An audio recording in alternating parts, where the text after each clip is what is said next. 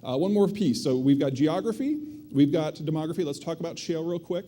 You guys are a little bit more familiar with shale than most, so I'm not going to go through all the technical stuff. Three things I want to talk about here, and all of them indicate that shale is about to experience breakout technologically as a major technology that Americans embrace. So what we've seen with shale so far, this is just the very beginning.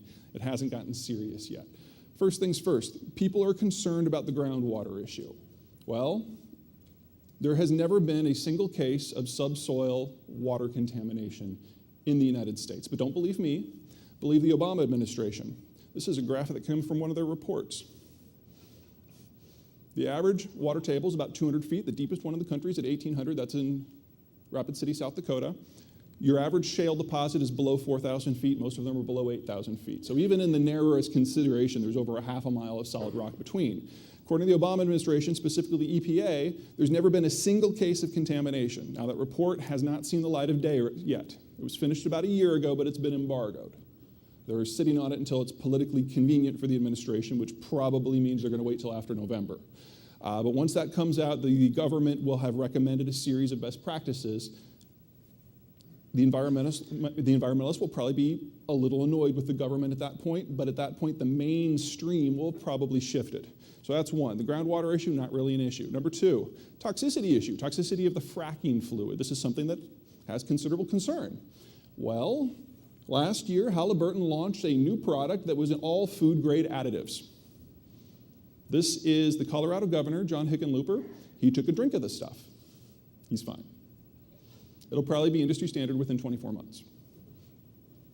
Third, even before it has public acceptance, shale is already remaking the American economy from an electricity point of view. All this oil is what people are after. They're getting natural gas as a byproduct. It's getting dumped on the market, and people are making electricity out of it.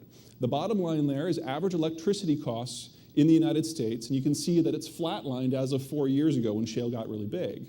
The top line there is New York. New York originally didn't like to do anything with shale, and then they realized they could get their entire economy off of fuel oil, which is one of the more expensive and more pollutive things that you can power your state with. And so their power prices have started to come down a little bit. Your bottom line there, that's Texas. Texas is at the heart of the shale boom, of course. The blue line there is California. The West Coast is the only part of the country that is not really participating in the shale boom. It's not that they don't have shale, it's just that they refuse to produce it. In California, energy consumption is legal, but it's energy production that's not. And so they're the only part that's missing out. In terms of macro effects and in the global system, this is total oil and natural gas production in Russia in red and Saudi Arabia in green. Here's the United States. We are now the world's largest producer of oil and largest producer of natural gas, with only 5 years into the shale boom. The United States is set to become an exporter of both materials within 5 or 6 years. Natural gas probably next year. Locally, it's all going to feel different based on where you are. The green states are places where it's really been big. I, of course, live in Texas, so I've been making money hand over fist, well, saving money hand over fist anyway, because of electricity prices. What most folks don't realize isn't necessarily the shale component of this, but the coal component. Say what you will about the Obama administration, it has been successful at legislating and regulating coal out of the fuel supply. There are now laws on the books that have support broadly from both houses of Congress and both parties in Congress that will basically take what coal consumption we have and end it within the next 15 to 20 years. So every coal power plant that we have will be shut down and no new ones are going to be built. It's going to vary state by state, region by region, but that's the headline. That's where we're headed. Shale gas is going to replace all of that. So the numbers on here are the percentage of each state's electricity grid that operates on coal power. All of those have to go to zero by 2030. Now, the states in green have large volumes of shale and aren't all that dependent upon coal. Your orange states down there in the southeast use a fair amount of coal, but they don't have any shale locally. In fact, they don't even have the pipes to bring this stuff in. So it's going to take them 5 to 10 years just to build the infrastructure to take advantage of what's going on here.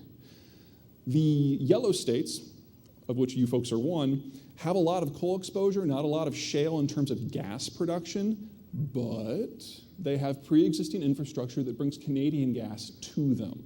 So all of the Canadian gas that used to go to Chicago or Denver or Dallas is now being dumped in Bismarck and Omaha and Des Moines, which for you guys is absolutely fantastic because you can name your price. These are the states that have a young demography. Lots of people in their 20s and 30s. You take cheap electricity and cheap land and marry it with a young population. These are the states that are going to have the fastest economic growth for the next 20 years. The heartland. Don't see that very often, huh? People arguing that the agricultural states are going to be the ones with the fastest growing economies. You guys have every piece that you need. Doesn't mean you can't screw it up, but it takes a special kind of government for that. Shale is also a purely American thing. You need 4 things if you're going to have a successful shale industry. First of all, you need a metric butt ton of capital. It costs anywhere from $2 to $11 million of cash in order to make each individual well work, and you have a half a dozen wells at each specific drill site. So you're talking about tens of billions of dollars that needs to be accessible. If you don't have that, all of a sudden the price of credit and everything else goes up. Can you imagine how shale would be rejected in this country if it made the cost of everybody's mortgage double? Yeah, not going to happen. 2, you need a lot of engineers.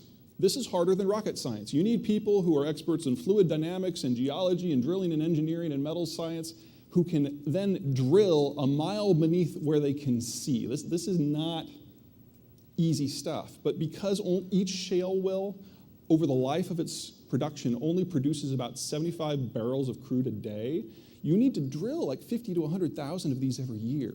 So you need a lot of engineers. 3rd, you need a legal system that's going to reward not just the producers, but also the people who own the land, also the people who control the local government. Can you imagine if the federal government could come into Texas and just declare when and where the drilling would happen and all the money just went to Washington? There'd be words. And then finally, you need the infrastructure and a market. You have to take the natural gas from point of production to point of consumption, both of which have to be pre-existing if this is going to work. I mean, natural gas is not like oil. Oil, as you folks know, you can put on a rail car, you can put in a truck, you can put it in whatever you want to. You can put it in your pocket. Natural gas, though, is a gas, and you have to have something to put it in. That infrastructure has to be in place. Now, in the United States, we have all of these. We have the world's largest and most liquid capital market. We've got more petroleum engineers than the rest of the world put together. We have a legal system of property rights at the local level, where local taxes reign, not federal taxes, and where mineral rights are the prerogative of the landholder. And then, of course, we've got the largest infrastructure network in the world. This doesn't exist anywhere else. In terms of legal system, we're the only country in the world that has mineral rights. In terms of infrastructure, we're the only one who have ever managed to bridge a mountain chain in terms of building our infrastructure. And of course, we've got more free capital than the rest of the planet put together. You're only going to see this here, which means for the next 10 to 15 years, the United States is the only shale power. Now, what does it mean if you've got a country that has a stable geography, a self-sustaining demography, a strong economy that can grow based on domestic needs, and energy that is locally produced? Well, you get a country that all of a sudden is going to start to look at itself a little bit differently.